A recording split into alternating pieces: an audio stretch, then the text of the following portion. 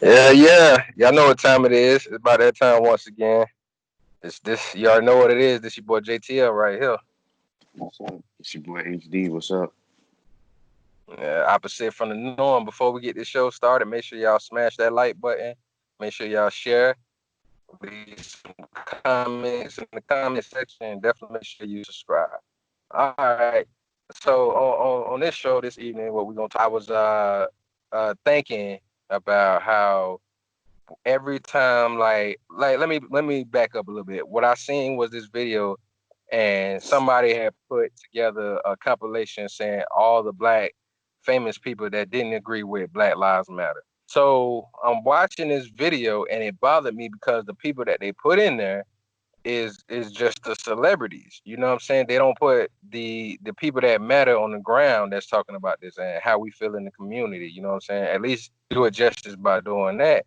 So I wanted to talk about a few of those people that I seen in these videos and a couple of people that wasn't in it. All right, so I'm gonna go further, but right now I'm gonna start with one of the people that they didn't really say much on this subject.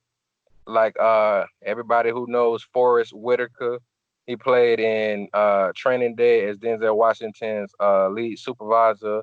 He played in I believe it's The Butler. He played in, which I do like the show. He played in The Godfather of Harlem, Forrest Whitaker. So I looked him up to see what he said, and he was really not too vocal on race issues in this country. He was kind of, I forget what movie he was in promoting. I think it was The Burden or something like that it was called. And they kind of asked him about it, and he was just like kind of murmuring shit. He was just, we need to, just try to work together, try to do better, blase squaze. But he didn't really go in depth. He didn't go on one side or the other side. He kind of was just played the middle. But we look at him as one of those famous black actors who have a decent life, have a black wife and kids, and people like, he did great movies. So we start looking at him like he's that symbol, which we've always been doing for all these years, is all famous people. But what we forget is that 9 times out of 10, these black famous people with all this money don't even stay in black communities like that. Like if you look at Chris Rock, Will Smith, Puff Daddy, they all stay in white neighborhoods. They don't stay in, and there are plenty of wealthy black neighborhoods in this country, but a lot of them don't stay in it.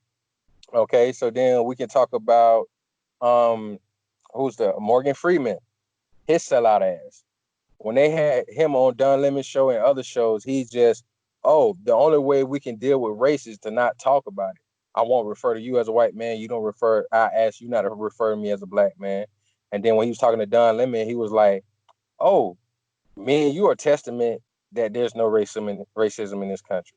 And if we just stop talking about it, we won't have to deal with it. And then I'm like, Oh yeah, so we just stopped talking about it. That's gonna stop the cops from beating our ass, and that's gonna stop the cops from shooting our ass if we just don't talk about it. It's just gonna magically go away. Right, right, right, right. then let's talk about Denzel Washington. His main thing that he always say every time I see him, where was the father? That's what I want to ask. You know, you got to think about it. I went to Chicago and I seen little kids with guns and masks, and I was like, "Who is that?" And they said, "Little Yummy." Yummy. If you look up Yummy, he was an 11-year-old murderer. And I said, "Where was the father?" You know.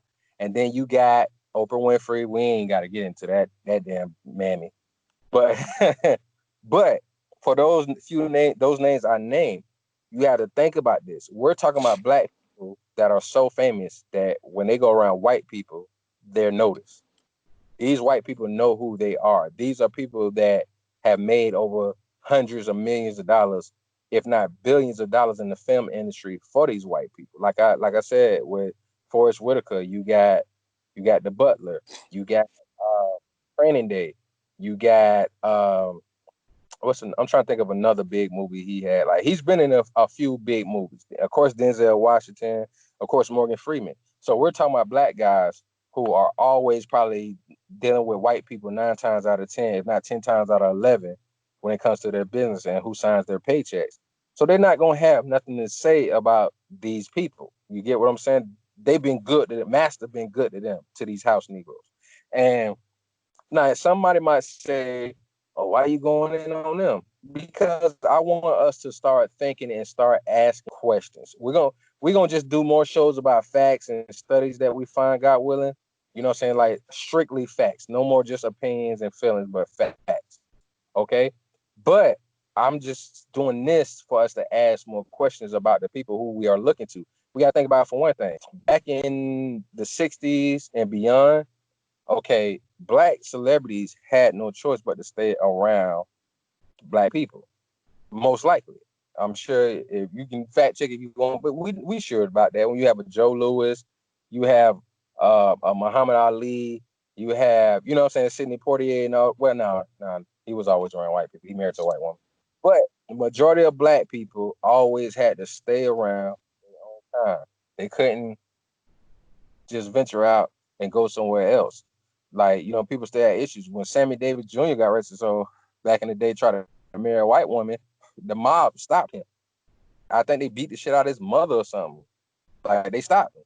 But now, since desegregation, they can move from around us and go over there. So you know they're gonna please them. And I know people, oh, they still strong black man.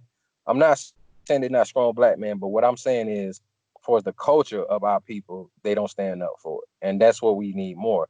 So going back to Denzel Washington, he's in an impugnant sense when he talks about where's the father. And it's like you're able to say that. You say, oh, well, I'm not saying all families gonna stay together, but my father still was around. God bless your father. But at the same time, my question is, why when these people get a few dollars, they get short-sighted and blinded of what really happened to us? You have to go back further than just a choice. So if you have a people, right, that the only thing that we've been subjected to, or the only thing we've been successfully known as since our arrival in this country is savages and criminals. Think about that. Like, honestly, think about that. Why every time black people that get successful and famous, that do great, that are trying to do things for the community, that doesn't get highlighted as much as when us as black people so-called are so terrible criminals and savages. Like, this is what people got to think. When hip-hop was doing the positive message, explain to me how the record label switched and said fuck them and went to NWA, Death Row Records. Like, you know what I'm saying? They started highlighting gangster rap and said fuck the positive rap. So when now I will say this, when we had organizations attacking the record labels, respectfully, we probably disagree because you know me and H, we big hip hop fans, so of course we're gonna disagree. We young, we rebellious still until we come into our own maturity. We're gonna be looking at why you hating on Nas, why you hating on Wu Tang, why you hating on Pac, why you hating on, you know what I'm saying, Biggie. We're gonna be feeling that way because we're young, but as we get older, we realize, hold on, they was attacking the record labels, but we was like they was wrong. But that's the establishment that should have been attacked because they're the ones that went from positive hip hop, self-destruction, crack is whack, to sell crack, to cash money, to death row and all that. We like a lot of these artists and labels, but at the same time, they wasn't doing us really no justice. So you got to also think every time black people started getting to a position of money and power, they had some white person that was not saying, hey, you know what?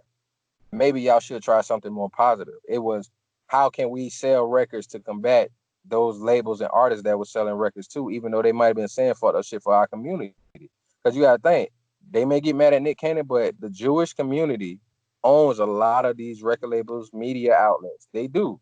Like, perfect example, look at Leo Cohen. Dan Dash always called him out. He's never stopped the beef. You can tell he didn't help with the Migos. He didn't help with Cash Money. He didn't help with No Limit. He didn't help with Def Jam, for as Rockefeller or Rough Riders. Every time a beef happened, he never helped with them. So let's go back further than that. When you had the blacks back then, they was getting fucked over by these record labels. They never said, hey, make sure you make your culture look good. Get back to your culture. They never did none of that. The only shit that they did was make sure their cultures was good. And it's not just Jewish people. I'm just saying that a lot of them was in this. You got Randy Acker, you got Leo Cohen, like I said, you had Mike Wall Black or whatever his name is. You had all these Jewish people that was over there, and they was doing their thing for their community. They was getting money off of ours, but when it was so-called self-discretion, nobody really held them accountable. If they did, then people didn't really back them for it because they should have. So when you look at a Denzel Washington and he's hollering, "Where's the father?" All right, Denzel Washington was probably born in the late 50s or early 60s, right? Probably late 50s. So Well, you let can me tell. say something real quick before you go deep. When he says, "Where's the fathers?" That's such a blanket statement, and you Mhm. and I both can go in our phones. We can go online, go on our laptop, and pull up many different cases. Fernando Castillo, number one. Miss Breonna Taylor, number two. What do these instances where our young people are getting killed maliciously by these white devils, what does the father have to do with anything? When that young man was sitting in the car doing exactly what he was supposed to do as a licensed gun carrier, what does him having or not having a father have to do with that incident? Nothing. When Breonna Taylor is laying in her bed at 12 o'clock at night and the cops shoot her up and kill her, what does having or not having a father have to do with that? Nothing at all. When we talk about Ahmaud Arbery, what happened with him, what does a father have to do with that? So he's just, to me, I basically call it cooning 101 because you're just saying something that's going to play right into the hands of what the narrative that the white people want to throw out there. That's exactly what he's doing. He's just basically giving them an alley oop. And you know what that is? That's playing it safe. That's, oh man, I'm out here, like you said, forgetting shit. I'm out here, I'm rich, I'm rubbing elbows with them. I don't want to muddy up the waters. I don't want to start no controversy. I don't want to start no back and forth with these white folks that pay me real good, that got me these millions of dollars. So I'm gonna just give them a quick little alley oop. I'm gonna say something. I'm gonna say something that may quote unquote make me sound smart or intelligent to people who lack knowledge or just some dumb idiots, but people who have real knowledge of self like you and I, and people who can read past all that little bullshit are not gonna fall for it. So that's all he's doing. He's just giving them a little alley oop, playing it safe, so that he don't gotta, as you say, stick his chest out and make a statement on behalf of black people. All he's doing is feeding into that narrative because that's what white folks are gonna say. Oh well, all the men are locked up, all the fathers are in jail, so that's the problem, not the police. It's because the fathers aren't there. That's all he's doing is just giving them a quick little alley oop. So that little blanket statement that he said, that's bullshit. Total bullshit. And I'm gonna tell you something else.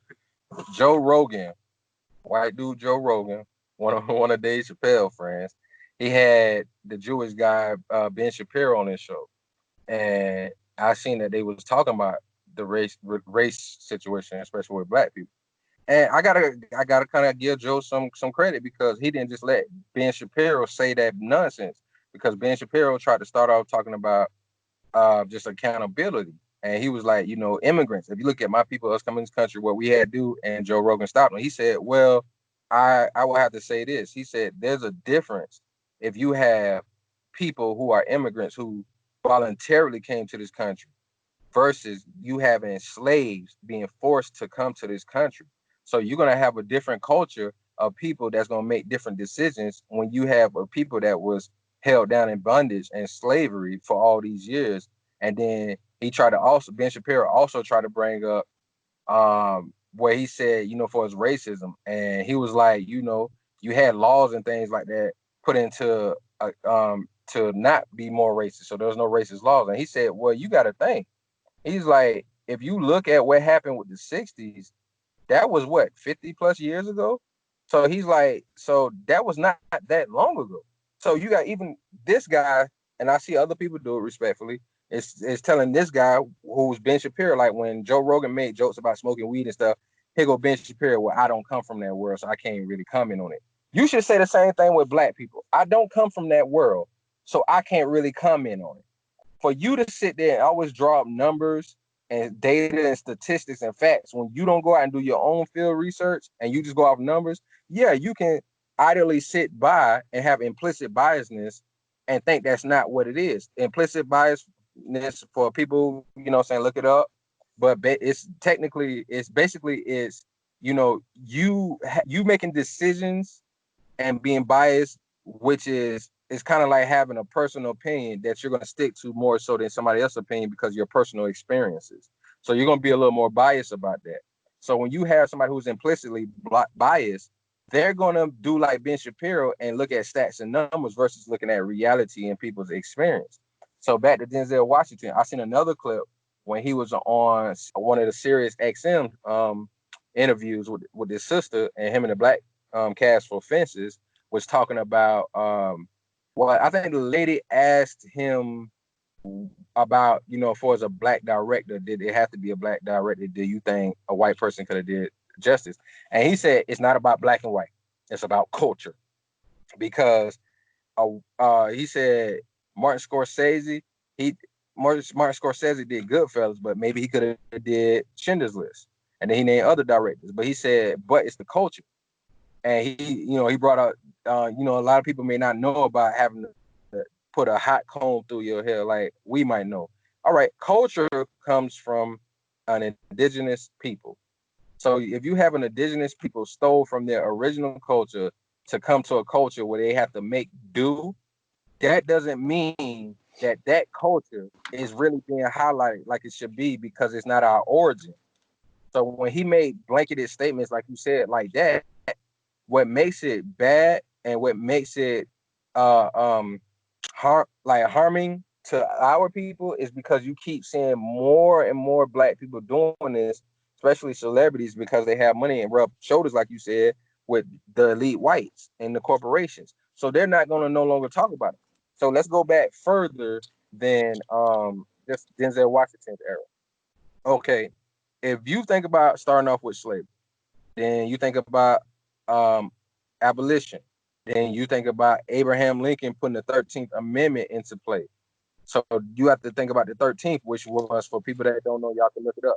The 13th Amendment was at the same time they was freeing the slaves. So he still was telling slave owners they could still have their slaves. So they decide to make it prison systems. So they would arrest black people, freed slaves, for not knowing how to read, for not having a job, for not having a place to stay. This was a way for them to keep us in slavery. So you got the 13th Amendment. Then you fast forward into Jim Crow era. So you have these eras that kept oppressing and keeping black people down. Now, mind you, we still was building our own cities and states. But what people don't talk about, at the time when Tulsa, Oklahoma was getting burnt down, what people don't know, they was trying to go through organizations to see about getting train stations. They wanted to start building their own train stations to do traveling and to commute back to help bring more traffic into this city and other black cities. They got denied that. They would, like, a lot of people don't even know that. That's another thing that happened. Every time they would try to reach out to do something that may have involved whites, they got denied for it. So that's why people got to really do their history about Tulsa, Oklahoma, about Black Wall Street, because a lot of people don't know that. So anytime we try to build something outside, whites would stop it. So we was looking to build connections from other cities and states of our own people to come together. They stopped that. So then, of course, let's go into when with the laws. The laws were so racist still. So you got a lot of people that And they still still are. still are. So you had a lot of people, especially back then, that were still getting brutalized and murdered, raped, and everything you can imagine because of racism, just blinded ignorance and evilness. So moving back forward, if you go up to Denzel Washington's time, like you said, look at Malcolm X, he got assassinated. Look at Martin Luther King, he got assassinated. Look at Eldred Cleaver, he got assassinated. You got all these brothers that got assassinated and taken away from their kids. And then not only that, they was having bullshit laws that was arresting a lot of the black fathers, so they was taking them out. Then we can talk about the drug situation where we had um um what's called heroin. Heroin was one of the big first drugs that was fucking up our community. Then they moved to crack. So you have all these things that played a part. Instead of just acting like, okay, well, it's just the fathers. Where are the fathers? Let's get deeper questions besides that. What happened to the fathers? Not just where are the fathers. You get what I'm saying? Because you can see statistics and all that and see that there's no black fathers in the home. But what happened to the fathers? We have to really look at that when you put all the, like, let's fast forward to the most recent thing that people can like easily fact check. The 94 crime bill under the Clintons. That took a lot of the fathers out of the community. Because we got to think about this also. Look at Bumpy Johnson. He was the godfather of Harlem. He had so much love and respect in his community. So even when people are saying about drugs and tearing up our community, back then, they still did it the right way. They still was like, all right, you're not going to use drugs on the streets in front of children. This is a party drug.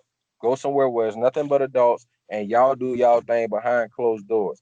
Back then, it was, we're not going to make ourselves ashamed.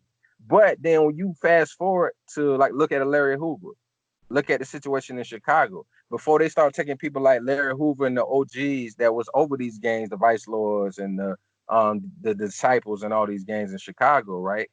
Or on the West Coast, the Crips and Bloods. When they started taking the leaders out and they killed a Tookie Williams, even though Tookie Williams could have just stayed in prison for the rest of his life and still been, you know what I'm saying, given instructions from prison. Like they stopped Larry Hoover from doing it. Like I remember they had audio of Larry Hoover talking on the phone to moguls like Jay Prince and other people that he knew and putting his name on records and saying we got to come together and we got to stop this bullshit.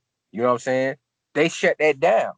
So once they kept killing their head, they killed the head of gangs that kept the gangs organized so they wasn't just killing out in the projects in the black communities where they still was trying to do better. They took those people out of the place. Then if you look at, like I said, the black leaders, they took down the Black Panthers, they took down Malcolm X, they took down Martin Luther King, they took down all these people that was doing something positive. If they didn't kill, let's say with the peacefulness that Martin Luther King was doing, if they didn't kill him, think about how organized our people would still be. If they didn't take down the Black Panthers, where they was talking about building up again and taking care of ourselves, because what make it so fucked up, you had a cracker like a racist ass cracker like J. Edgar Hoover, who was also in the closet, and they saying allegedly he might have been mixed. He took them down. He came against them, and then next thing you know, somebody assassinated Martin Luther King, or it took down the Black Panthers, and they was talking about building and having their own. But what people don't think about, why they shitting on them, these people also had white allies. Even Malcolm X had white allies. The Black Panthers had white allies. Martin Luther King had white allies. Eldridge Cleaver had white allies. So it's not like we were saying we're gonna kill off all the hunkies. It was we need to do and for ourselves. And y'all, you we see all behind. that stuff. Not to cut you off, I'm gonna Go let you ahead, go ahead. finish. But all this stuff that you are saying, whether you're speaking on Tulsa, all this stuff. If you think back to the comment about Denzel talking about his culture when it comes to Martin Scorsese, so you have all this stuff that we went through, everything that you laying out for us, everything that you're talking about, everything that we read, we've studied from us, you know, as a black man, and the stuff that our people went through. When you say it's about, it don't matter about race, it's about culture. It does matter about race because all that they can do is read about it. They don't know what it's like to go through this stuff. They don't know what it's like to get told, hey nigger, you can't come into this grocery store. You can't come to this hospital. You can't come to this bank. And then your people come together, build up Church. their own thing. They build up their own thing, and then you got another race that comes and burns it down because they're so hateful, they're so jealous, they're so wicked and despicable.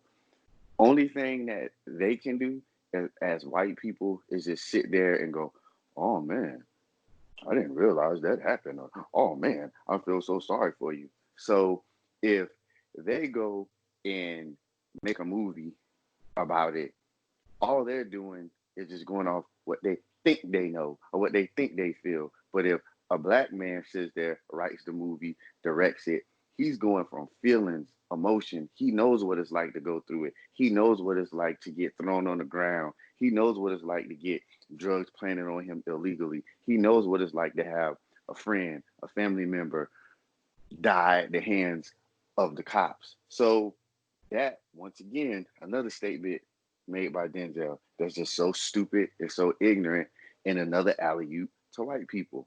All he's doing is making them feel comfortable to be able to say certain things and to be able to make statements to us, and then we're gonna sit there. Well, not we, the people who are uneducated are gonna say, you know what?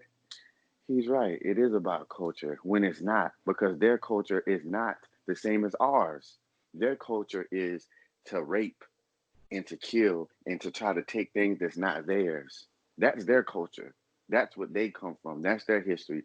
Our history is fighting that, standing up to them, saying, we're not going to take this shit no more, building our own, trying to come from nothing that they made us come from nothing and rise to the top. So once again, I don't see how someone who's supposed to be so intelligent could say something that's so stupid, that's so ignorant and so blind. It doesn't make sense. Everything that you just pointed out is nothing that they can feel. You can say, oh, well, I can relate to you. How? They can't relate to us because they don't go through that. They've never went through that. They don't have a history of going through that, and they don't have the current, because we speaking about things that may have happened in the past, but these are things that are still going on. Like, where's the white George Floyd? Where's the white Breonna Taylor? Where's that at? Mm. So they can't sit there and say, oh, I know what you're saying, or I feel you, or I relate to you. No, you don't. Not at all. The only person that can relate to us or feel what we're saying is the people that look like us. That's it, period. So it's kind of like this man, as you said, the whole topic of this man that we tout and praise as the great. Well, what is he really saying and doing that's so great? Besides giving them alley oops to shit on us. That's what he's All he really do is doing. playing movies. That's it. Is just That's it. playing movies. And he's like Now he's a spokesperson. a Magic Johnson to the white folks. He's giving them assists. He's giving them perfect passes so they can come back and, oh, well, look at what Denzel said. I mean, he said it. He's the best black actor that you got, and look what he's saying. No, that's just giving them more ammunition. So all he's doing, he's holding the gun for them, and he's giving them the bullets. He's saying, "Here you go, sir. You got the gun in your hand. Let me give you some bullets." That's exactly what he's doing. He's giving them assists. And this is the thing. The only thing I've ever heard him donate money to was the Boys and Girls Club. Now, say the Boys and Girls Club he came up in was predominantly black, but you're giving it to the organization. That's a white organization. Okay. So you're giving money to them, but what programs like I brought up with Don Lemon and Terry Crews when he was like, you know, with the Black Lives Matter, he was like, well, this is for that. This is what Black Lives Matter is targeted. Why don't you start a program that you can help black people? Why don't you start a program that you can reach black people and talk to them and help them do these things that you're talking about?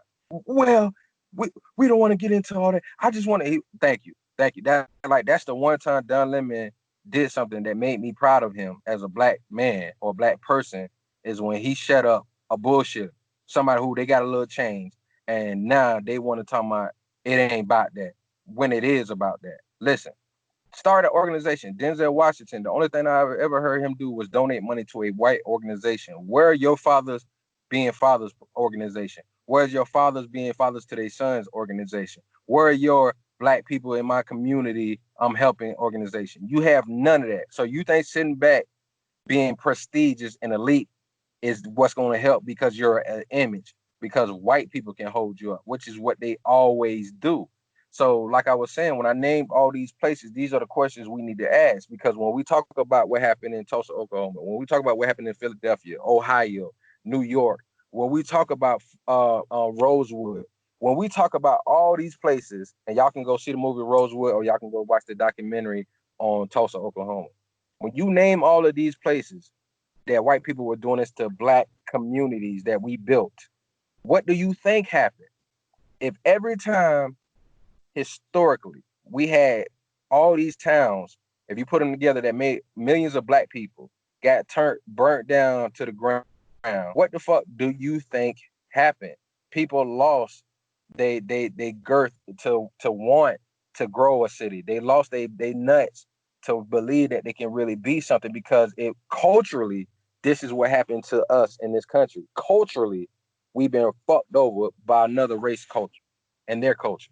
So people need to start asking these questions about this, like where it goes back. Don't just, oh, okay, this because you have to think about this. for somebody like me and my partner HD, okay, we work, I own a business. We are not somebody who sits around and wants a handout. We're not the type of people that would tell our people that we always try to big each other up and people around us about moving up, starting their own, taking care of their family, being there for their children. We're those type of brothers. But if we still have complaints about the racism in this country, you have to ask yourself, why? Why do they have this? They don't sit around for handouts. They don't sit around just saying, I'm going to be the victim. I'm not going to do nothing because I'll never have nothing in life. We don't do that. But you mean to tell me you have brothers like us, and not just us, plenty of other brothers I know that feel the same way. It's like, damn, why does it seem that this keep happening to our people in this country? You have to start questioning that because it's over 42 million black people in this country. So if 1 million black people do something wrong, now they degrade the whole other 41 million. Now all of a sudden, all 40 something million black people are lazy, savages, and criminals. They say it's about what over 1 million black people in prison systems in this country. Over 1 million. What about the other 41 million? So because it's 1 million black people in prisons altogether, you're gonna tell me that the whole other 41 million people ain't shit?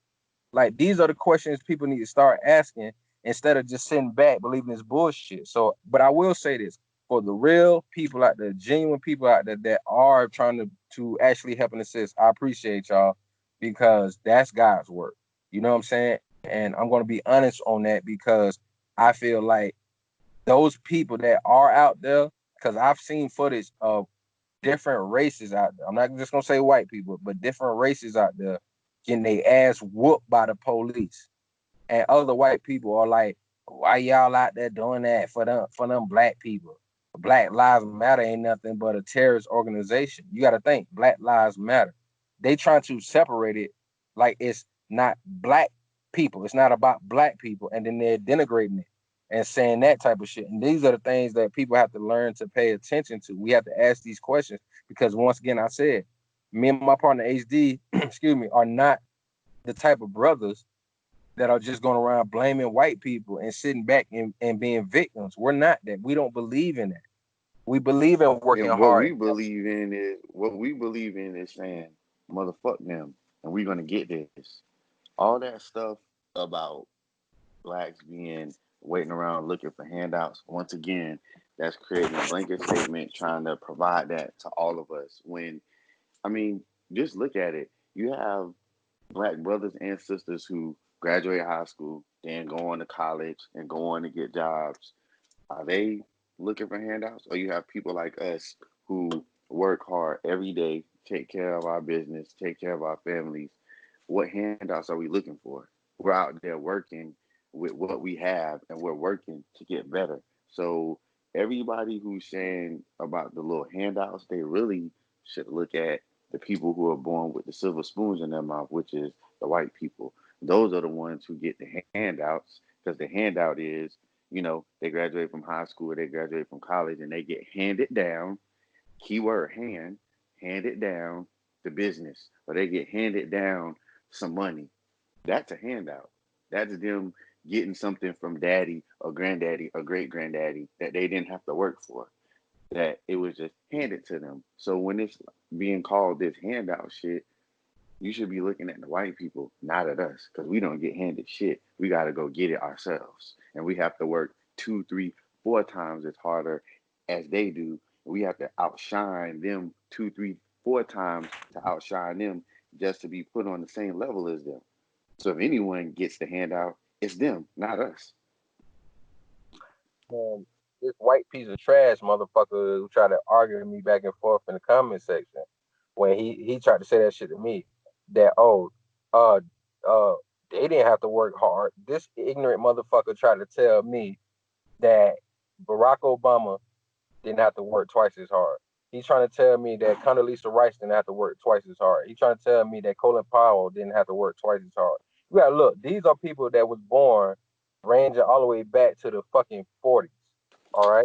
So you gonna sit here and tell me the first black president didn't have to work twice as hard and get good grades? He had to go to Harvard, right? And get good grades.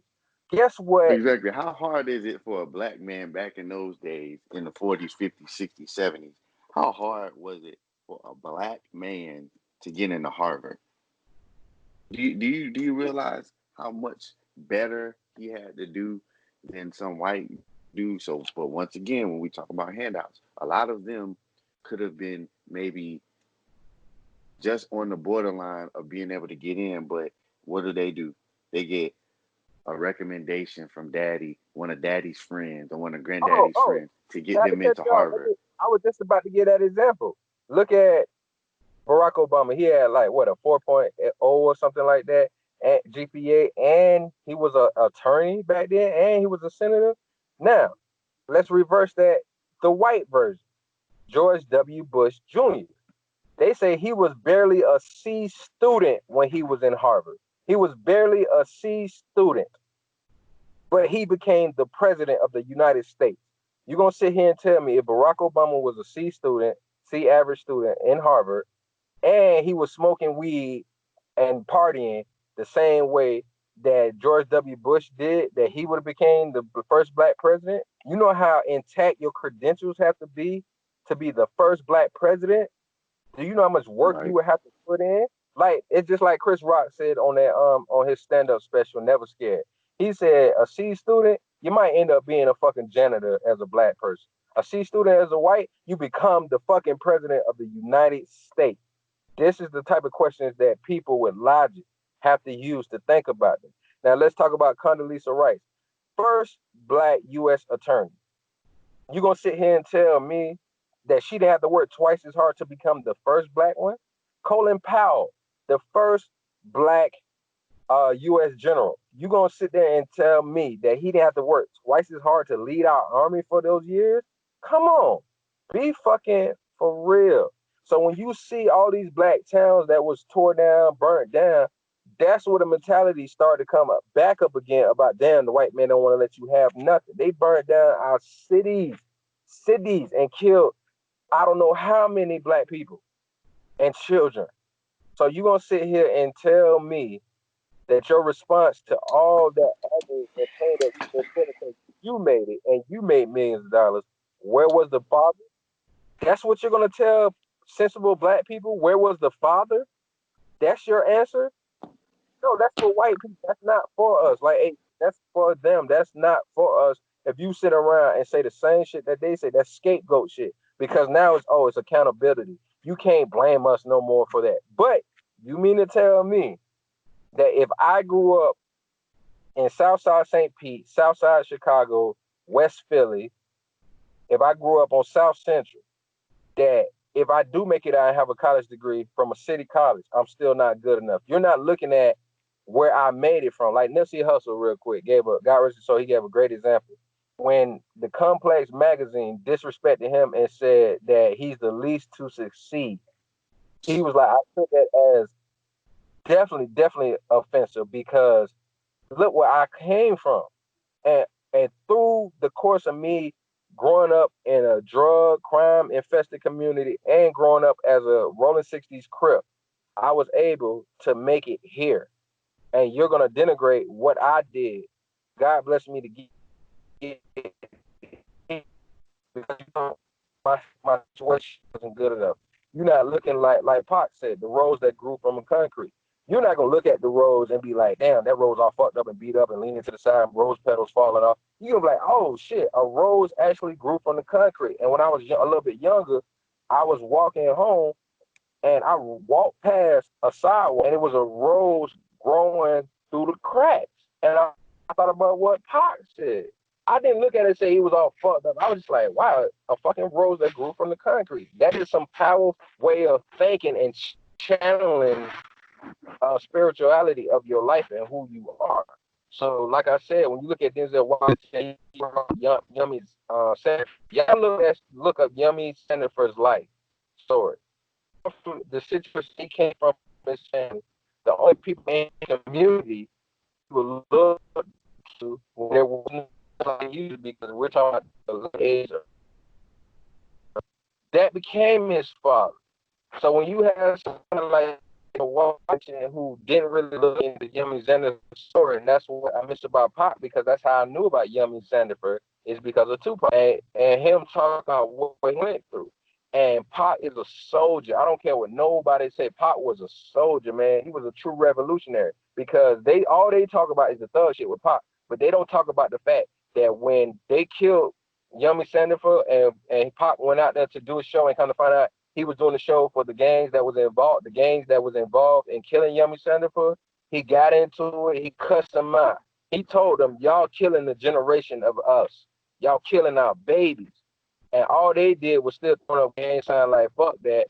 And what Pop did say, "Fuck you.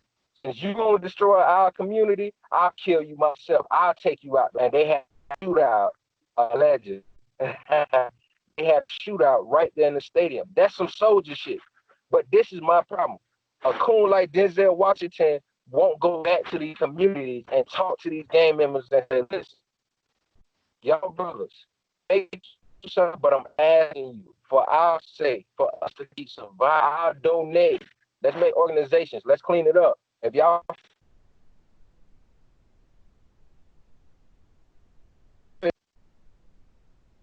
be something made out, so we're not sitting around just shit on each other. No, don't do that, because you told that shit.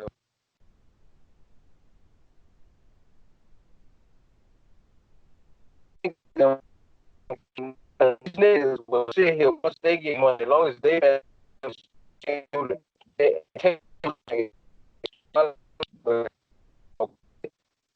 he will sit and say what black people need to do, and you a black person, and you won't even jump up and go and try. I'm not talking about just go get your head out.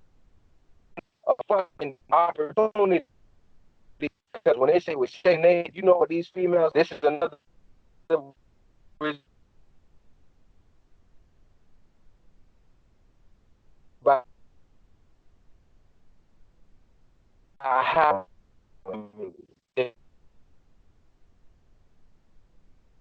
they don't that. Why don't they stop all that shit that's going on to us? Why don't they do that?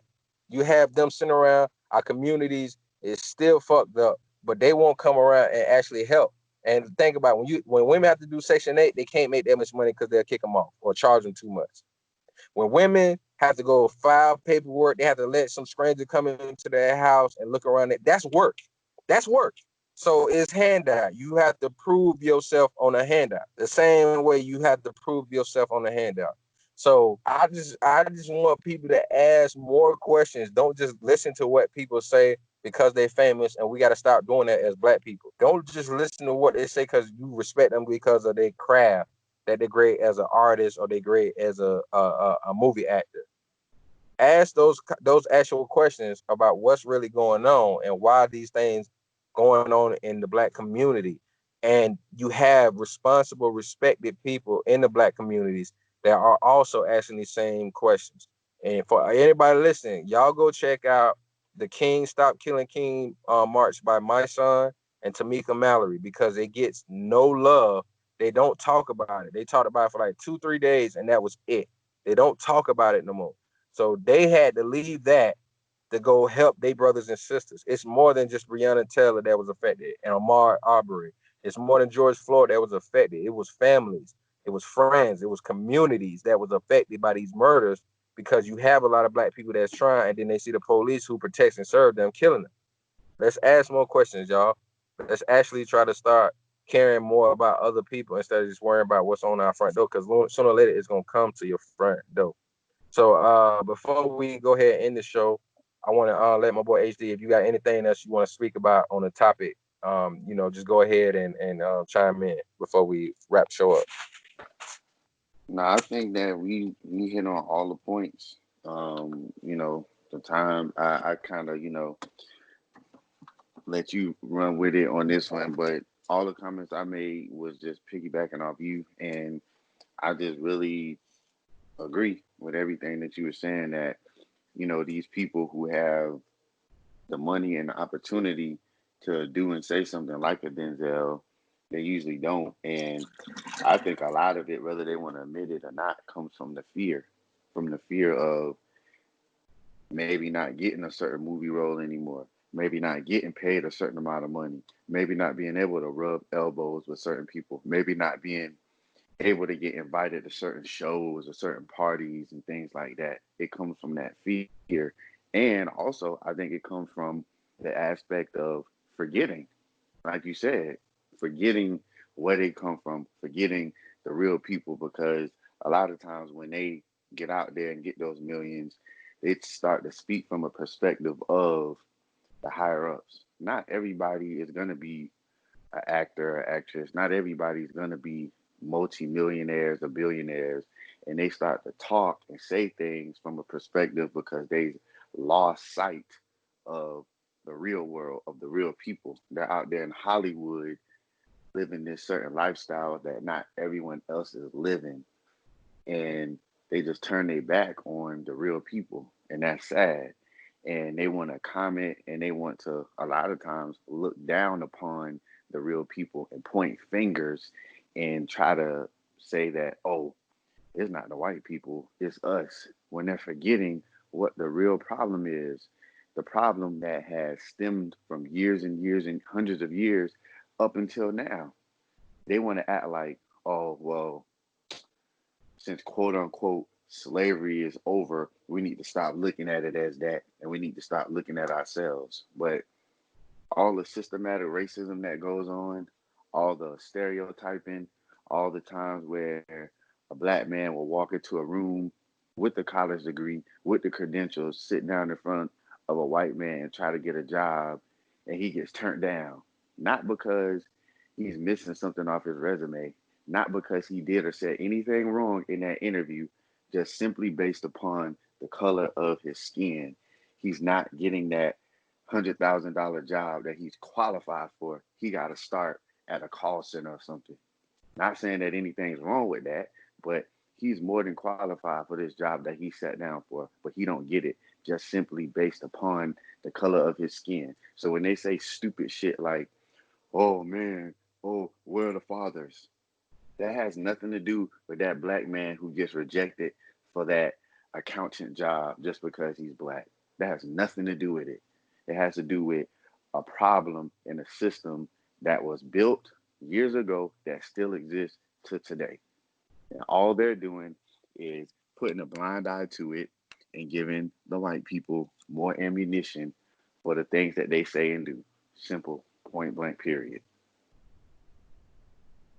And I want to say this real quick to that point is, like I said, just stated, if they're not giving back to their community, and I'm not talking about no money and handouts, I'm talking about coming to the community and giving time. That's the biggest thing you can do is give people time and let them see you face to face. If they're not doing that, like Terry Crews and Denzel Washington, then we should not listen to them. You get what I'm saying? Like, what I'm tired of with also with the Denzel Washington thing, where the fathers at, you don't think there's black people in our community saying that to each other? How are you helping us by you? It's Toms and Coons and Sambos like Denzel and Terry Crews and Morgan Freeman around our way. They say the same shit. We see them say the same shit all the time. But guess what? These are the same people that don't do nothing but talk. That's all they do. And that's why brothers like me and H is working God willing so that we can not only be a voice of reason and be, you know what I'm saying, the divider and being the different reflection of, but also to give our time and give our help because it needs to be more than just talk. So we gonna go ahead and wrap this show up. Hopefully y'all enjoyed this show. Like I said, man, do your research, ask your questions, look and just look up for how many black towns and cities were burnt down throughout the centuries in this country, and all the black people that were killed that were fathers, all the black women that had to raise families by themselves because even though Martin Luther King was talking about nonviolent and working together, they still killed him and they still imprison a lot of brothers and sisters. So y'all do y'all research, man. Ask questions. So make sure y'all like, share, comment in the comment section, and definitely once again make sure y'all subscribe. We're gonna come at y'all with another show, God willing. Y'all be good. Be safe out there. This your boy JTL. This your man HD. Gonna get back at y'all. Holla. All right.